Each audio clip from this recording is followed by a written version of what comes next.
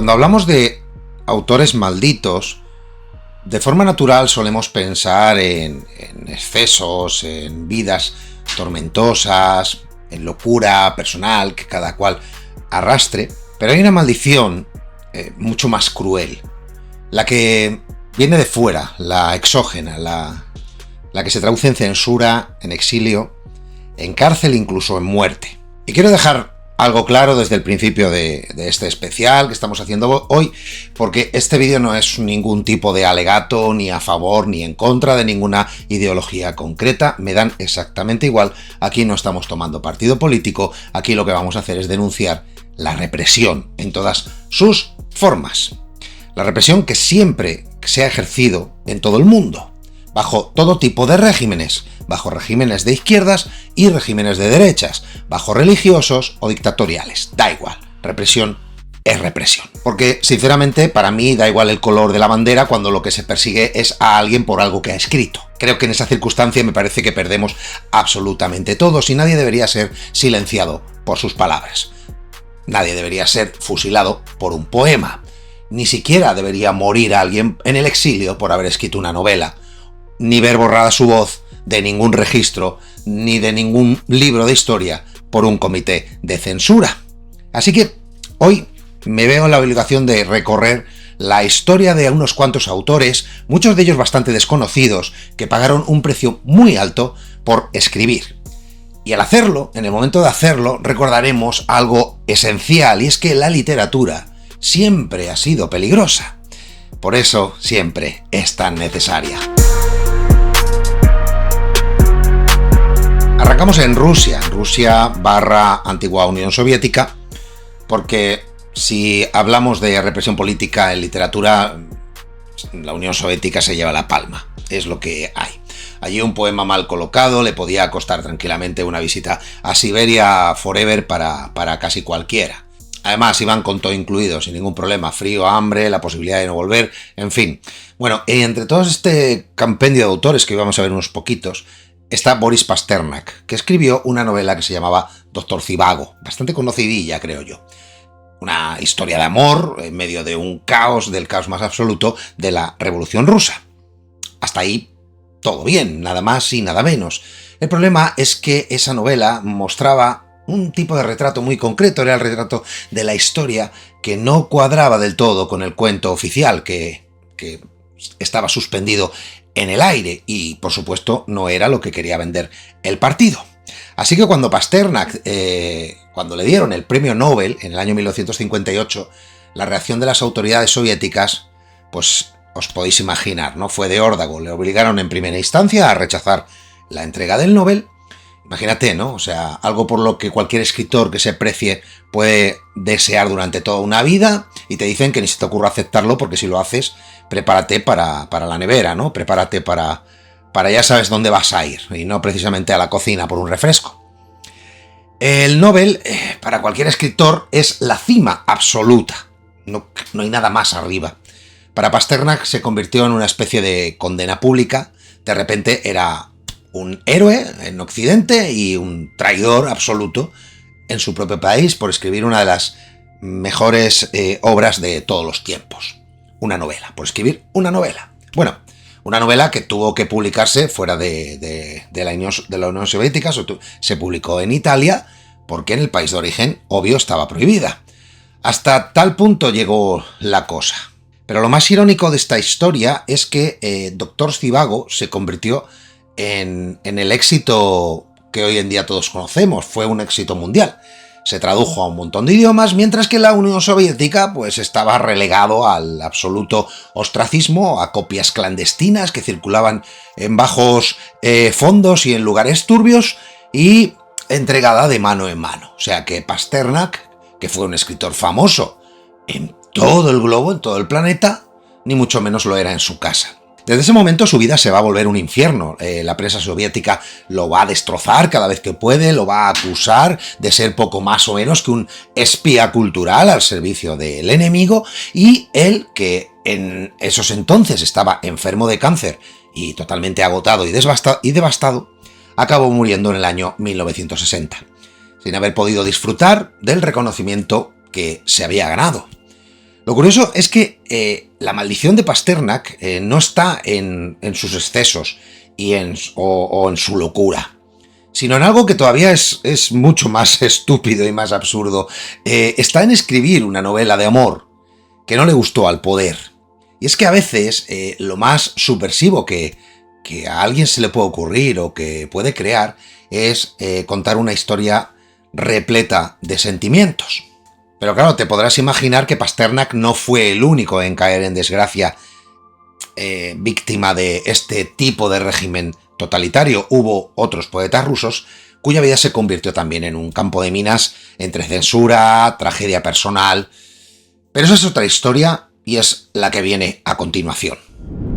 Lo digo sin rodeos, de corazón. Documentar este vídeo ha sido como meterse en un buffet libre de escritores malditos, pero de Rusia. Sobre todo, hay demasiados, más de los que, sinceramente, y lo digo de verdad, que más de los que me hubiera gustado encontrar. He tenido que hacer una criba tremenda y no quiero ser frívolo con esto, de verdad. Porque es un hecho más que contrastado que la antigua Unión Soviética tal vez ostente el récord mundial de escritores perseguidos a lo largo de la historia, entre exiliados, censurados o directamente borrados del mapa. No sé, es un dato a contrastar, un dato que me gustaría que alguien verificara. Para mí de momento solo es una hipótesis, pero creo que andaremos bastante cerca de eso. Y dentro de esta lista aparece un nombre inmenso, que es el de María Tsvetajeva, y disculpadme por mi mal ruso, haré lo que pueda. Poeta deslumbrante, hija de una familia acomodada, su padre pues fundó nada menos que el Museo de Pushkin de Moscú, y ya desde muy joven publicó con bastante éxito su primer libro, su primera obra. Se llamaba Álbum Vespertino. Pero a partir de ahí su vida fue un catálogo de infortunios uno tras otro. Tuvo 3 hijos.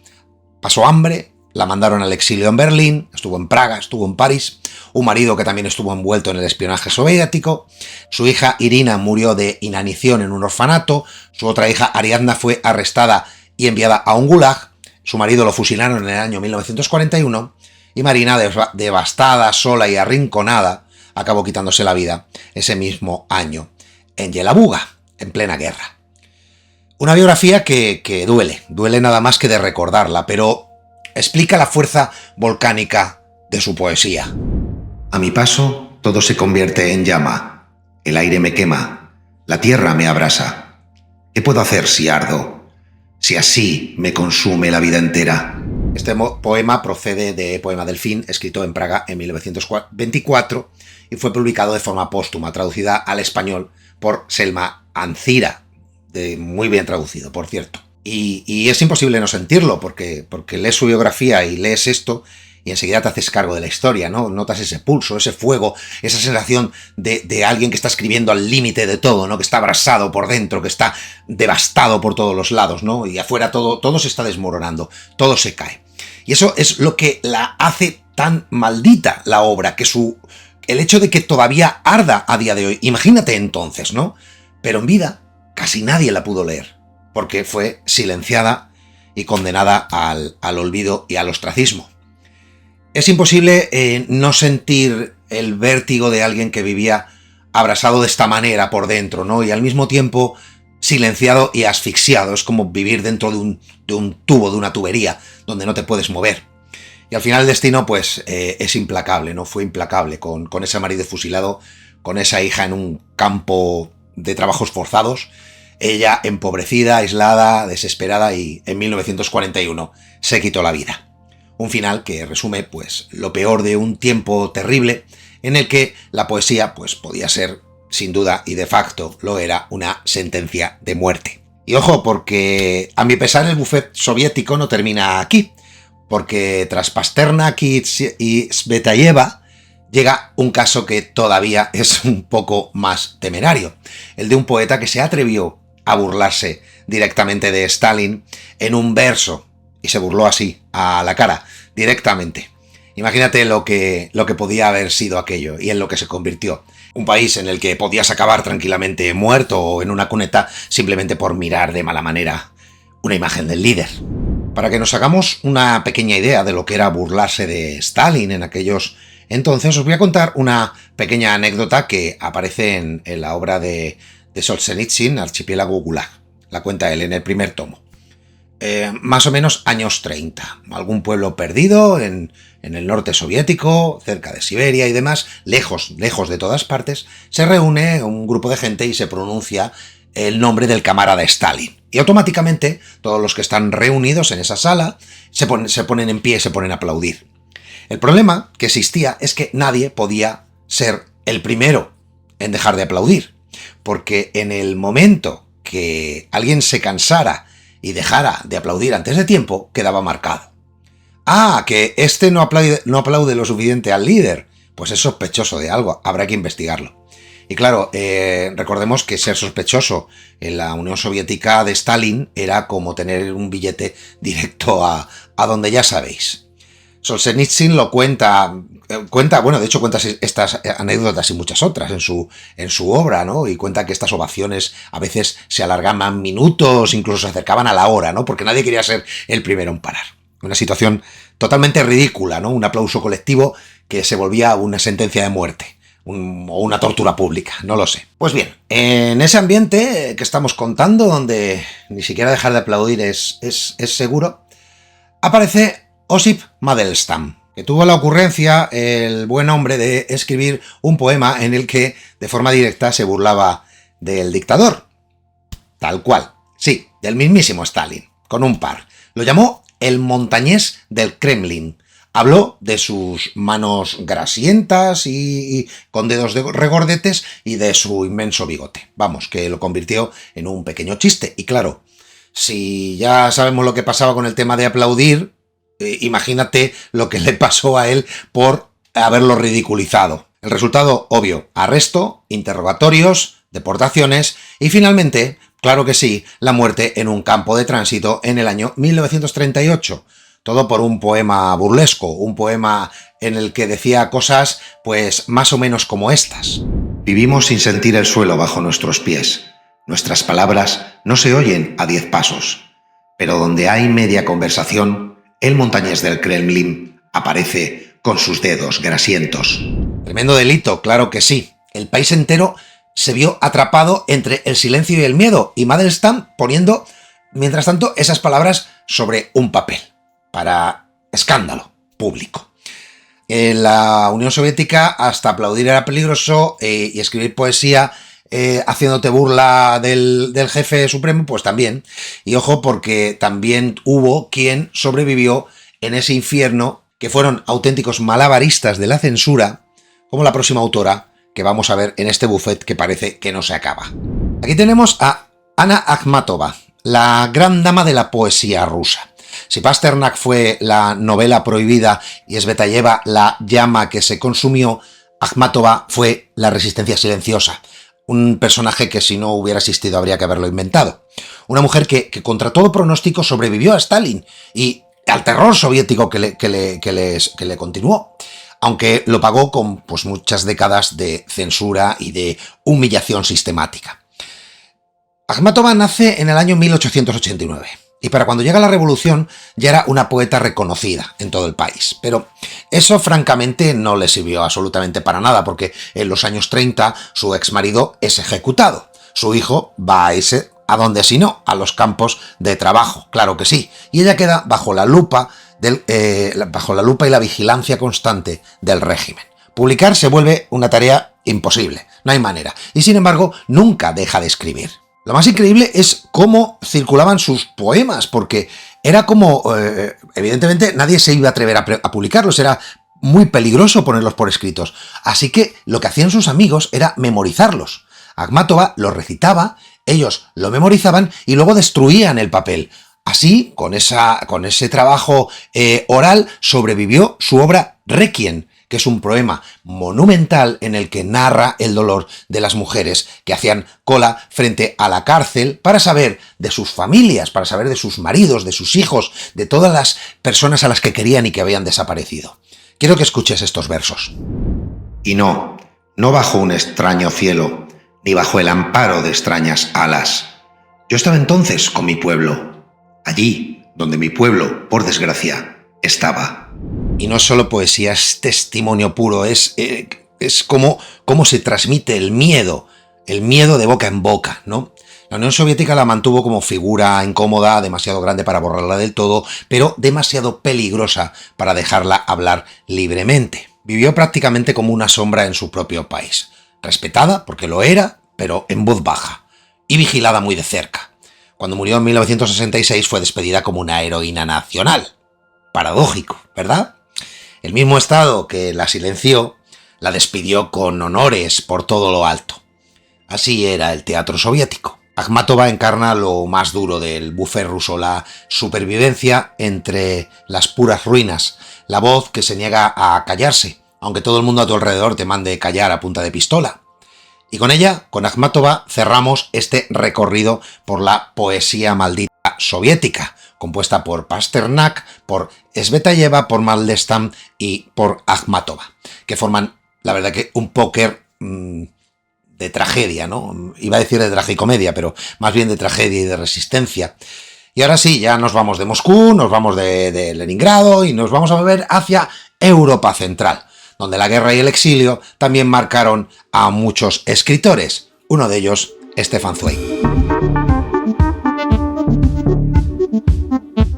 La verdad que me apetecía ya dejar atrás la Unión Soviética, que hace mucho frío, y dejar a sus gulags literarios para entrar en otra tragedia, que de tragedias va hoy la cosa. La de una Europa que se partía en dos a base de bombas, banderas y regímenes totalitarios, pero de otro tipo. Y aquí aparece Stefan Zweig, un escritor que vivió como pocos el lujo de la vieja Europa. Y también cómo muere esta misma vieja Europa.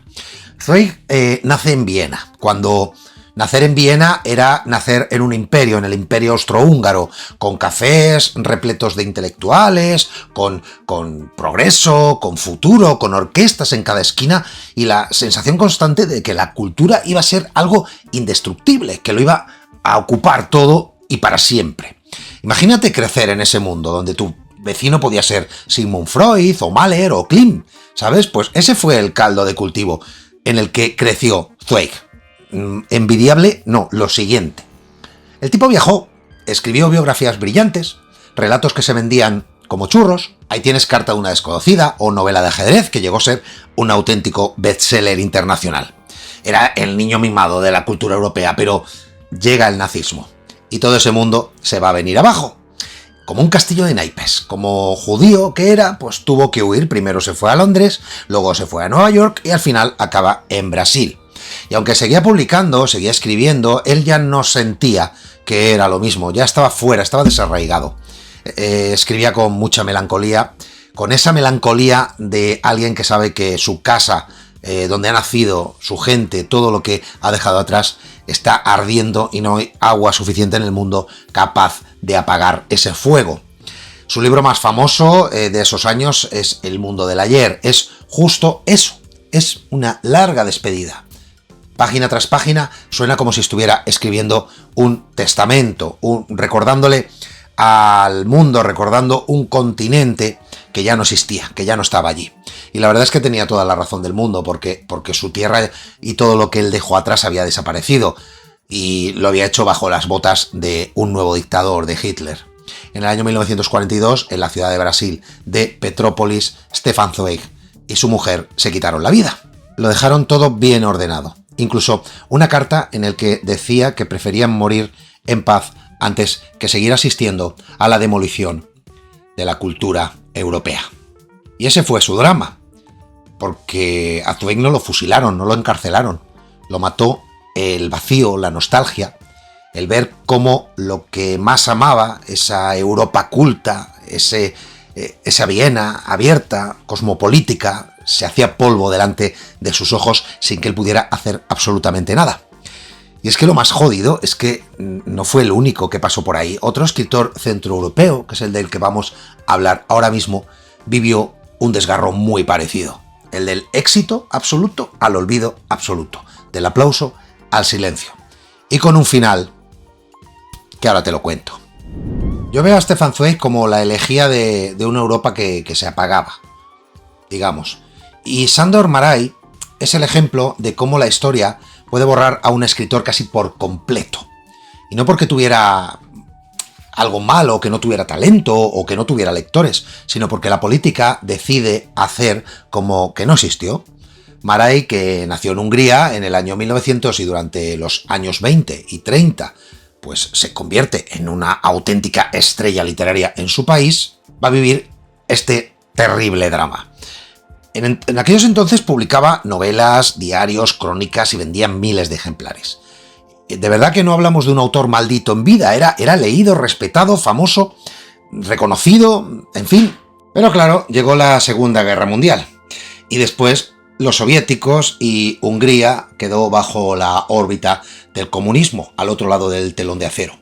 Y Márai, que no tragaba con el régimen, pues tuvo que exiliarse. Primero se fue a Italia, luego se fue a Estados Unidos y allí empezó la auténtica maldición. Fuera de su país nadie lo conocía y dentro los comunistas borraron su nombre de la literatura húngara.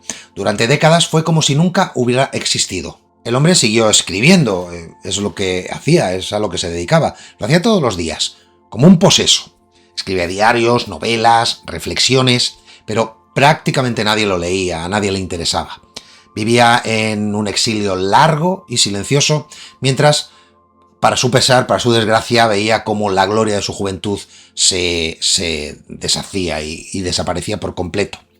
En 1989, con 89 años, completamente solo y enfermo, tomó también el camino del suicidio en San Diego, con un disparo en la cabeza. Ese fue el trágico final para un escritor que había sido idolatrado en su país y que murió olvidado a miles de kilómetros. Y lo irónico es que, esto más que irónico, casi es sangrante, es que después de su muerte, Hungría lo recuperó como un tesoro nacional. Se reeditaron todos sus libros. El último encuentro se convirtió en un bestseller internacional y hoy se le considera uno de los grandes escritores centroeuropeos del siglo XX. Pero claro, me da a mí que eso a él le da un poquito igual ahora, porque la maldición de Márai fue vivir condenado al silencio para ser venerado solamente cuando ya no podía escucharlo. Es que es sangrante. Y con este pobre hombre cerramos este viaje por la Europa rota de mediados del siglo, porque todavía nos queda mirar hacia el otro lado del charco, hacia el sur, hacia Hispanoamérica, donde la maldición literaria también toma sus propias formas, toma la forma del aislamiento, de la marginación y a veces de la persecución directa. Dejamos Europa para viajar hasta México y aquí ver cómo este tipo de maldiciones toma sus propias formas. La forma de la marginación y la del olvido en vida, que también tiene su chicha. Y aquí tenemos a Elena Garro, que nació en el año 1916 en Puebla, hija de un padre español y madre mexicana. Creció en Guerrero, entre hermanos y un paisaje que, pues, luego aparecería continuamente en su obra. Fue una joven muy inquieta, estudió en el legendario colegio de San Ildefonso de la UNAM, se metió en danza, hizo teatro, escribía piezas breves y hasta incluso hizo sus pinitos en el escenario. Por aquellos entonces viaja a Estados Unidos, a Francia, estuvo en Berkeley, en la Sorbona, en fin, era una mujer de mundo, no precisamente una provinciana. En 1937 viaja con su marido, Octavio Paz, al Congreso Internacional de Escritores en Defensa de la Cultura, en plena Guerra Civil Española. De aquella experiencia se rió a carcajadas en un libro que publicó unos cuantos años después. Se llamó Memoria de España en 1937, donde describiría a los principales intelectuales con los que se encontró como si fueran personajes de una comedia absurda. Y así era ella, así era Elena, capaz de tomarle el pelo absolutamente a todo, incluso a los tótems más sagrados de la literatura. Su gran salto lo da en el año 1963 con la novela Los recuerdos del porvenir, una obra que mezcla historia, memoria, violencia, política y fantasía. Quiero parar un momentito aquí porque aquí ya estaba el germen del realismo mágico un poquito antes de que García Márquez lo hiciera universal. Ella misma la verdad es que rechazaba también la etiqueta, decía que no era un invento de nadie y punto, ¿no? Que esa mezcla un poco loca de cosmovisión indígena era algo que siempre había estado ahí y que llamarlo realismo mágico pues era puro marketing. Hasta aquí la verdad que, bueno, la historia, bien, todo bien. Pero llegó su maldición, y la maldición llega con el divorcio de Octavio Paz en el año 1959, que la dejó en una desventaja tremenda en el círculo literario dominado evidentemente por hombres, que, pues como no, se van a alinear con el premio Nobel antes que con ella. Después un poquito más tarde llegaría la matanza de Tlatelolco en el año 1968, donde Garro señaló públicamente a varios intelectuales como cómplices directos e instigadores de aquel terrible acto. El resultado fue que la demonizaron en la prensa, fue acusada de malmeter, ninguneada y convertida en una paria. Pasó más de 10 años en silencio, viviendo entre Madrid y París y Estados Unidos, en una especie de autoexilio forzado, pero eso no le hizo que dejara de escribir, ¿no? Lo siguió haciendo, pero su nombre se convirtió en tabú en México y solo muchísimos años después, ya en los 80 y 90, pues es cuando se empieza a reconocer de nuevo su valía.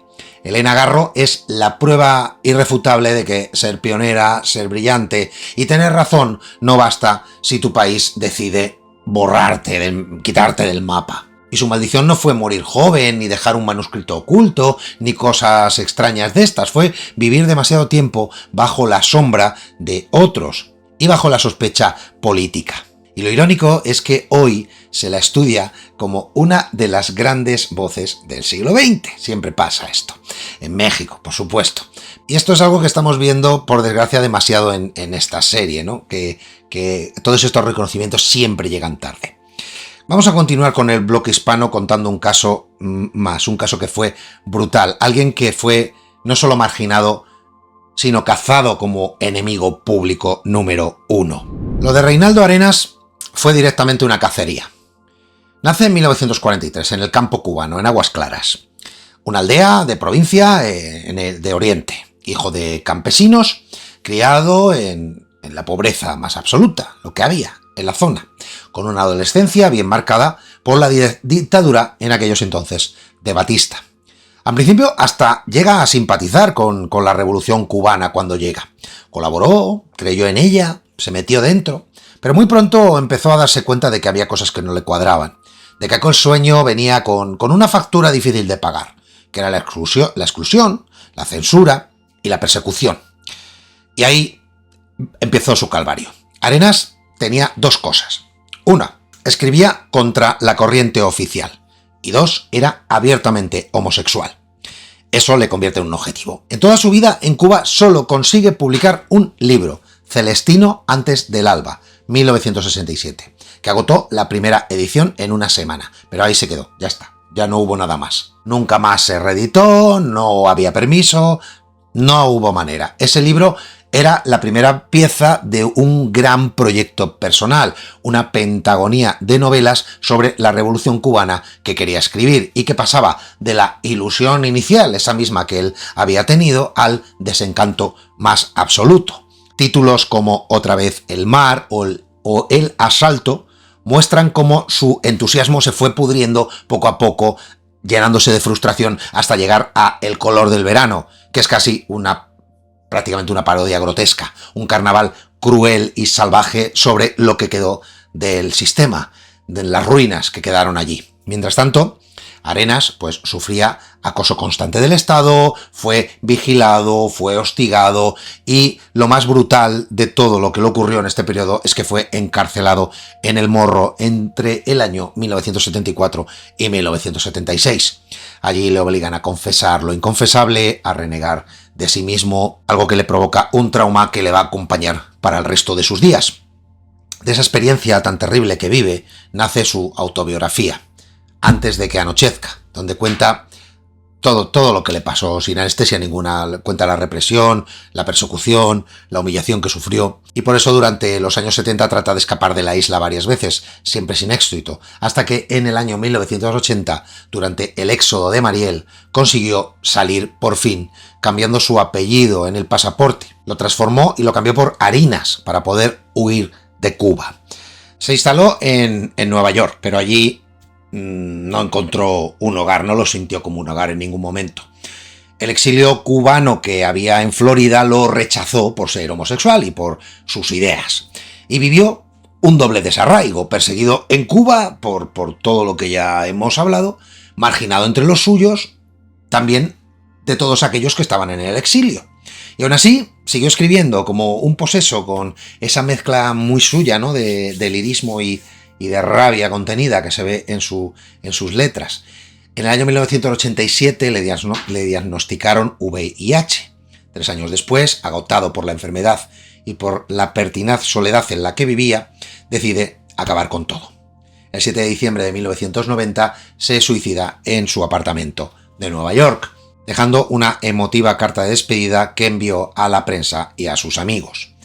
Entre otras cosas, decía que había sido perseguido por la dictadura cubana hasta su último aliento y que prefería elegir él mismo y no otro cuál iba a ser su final.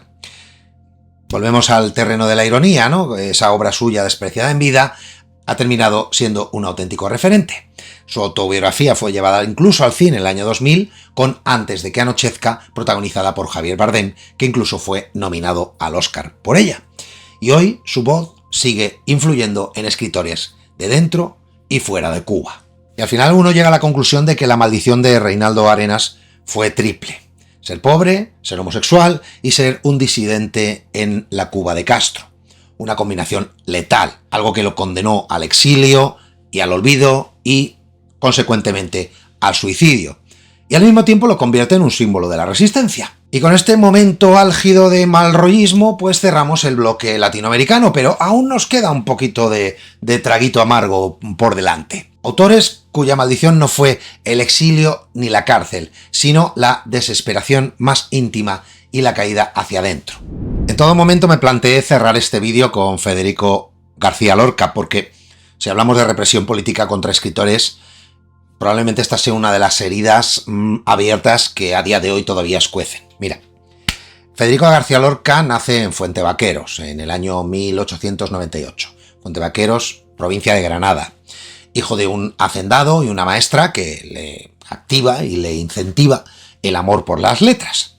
De chaval, de jovencico, tira más a la música, diríamos, sobre todo al piano, que a la literatura, pero la cosa va a transformarse en el momento que él llega a Madrid y entra en la famosa residencia de estudiantes donde todo explota, ¿no? Le explota la cabeza, las ideas y demás. Allí conoce a Dalí, a Buñuel, a Alberti, asiste a conferencias, a cafés, noches largas con largas conversaciones, y ahí empieza a salir el Lorca que todos vamos a conocer, con su romancero gitano, su poeta en Nueva York, esa ciudad como una especie de pesadilla preciosa. Y en teatro tendremos Bodas de Sangre, Yerma, La Casa de Bernarda Alba, y encima La Barraca, que es un teatro gratis que va por los pueblos y que lleva a Lope y a Calderón, pues por todos los lados. Lorca tenía ese punto de fiesta y de herida al mismo tiempo, ¿no? Y todo va genial, todo va bien, hasta que de repente España se tuerce. Año 1935 al 36. Lo señalan, le apuntan con el dedo, como diría la canción. Le insultan por su homosexualidad y lo pintan como un enemigo público número 1. Y llega el golpe del 18 de julio. Le ofrecen salir del país, él dice que no se va, que se queda. Soy hermano de todos, le dice a todo el mundo. Y ahí probablemente pues esté una de sus grandes ingenuidades, ¿no? O valentía, no sé. La idea va por barrios. Se va a refugiar en la casa de los Rosales en Granada, ¿sí? De los falangistas, que eran amigos suyos. Es que España era así, tenía ese lío tremendo en la cabeza. El 16 de agosto entran y se lo llevan. Y llega la madrugada del 18 de agosto de 1936. Lo fusilan camino de Alfacar, sin tumba, fosa común. Y mientras por un lado H.G. Wells está pidiendo noticias oficiales para que alguien informe de su paradero, la respuesta de las autoridades es pues poco más que un ladrillo burocrático, ¿no? Ignoro lugar, hállase don Federico García Lorca. Frío, administrativo, lapidario, un texto así para tapar un crimen. ¿Por qué?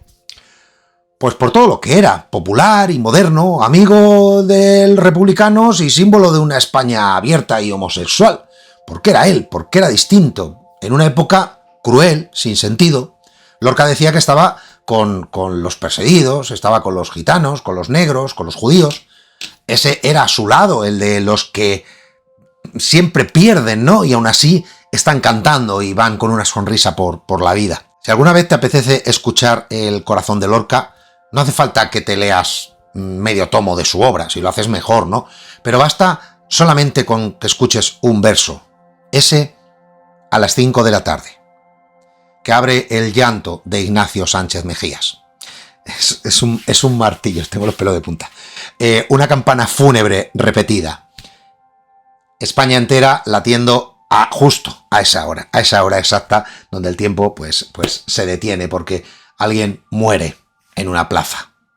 Y no necesitas más, de verdad, es que es un solo verso y ya entiendes casi la dimensión completa de lo que fue Lorca.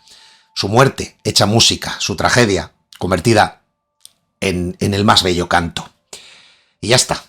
Por eso vamos a cerrar este vídeo con él, porque su historia en gran medida resume todo lo que hemos contado hoy. Talento, alegría, país, partido, dedo acusador, silencio, gulags, destierros, etc. Y aún así, las voces nunca se apagan. Hemos pasado por Pasternak, por Svetaeva, por Mandelstam, por Akhmatova, por Zweig, por Maray, por Garro, por Arenas y por Lorca. Distintos países, mismas manos tapando bocas. Que quede claro, de verdad, que una vez más, no me cansaré jamás de decirlo, que nadie debería ser perseguido por lo que escribe. Da igual lo que escriba, da exactamente igual lo que escriba. Cuando un libro molesta, es que está vivo.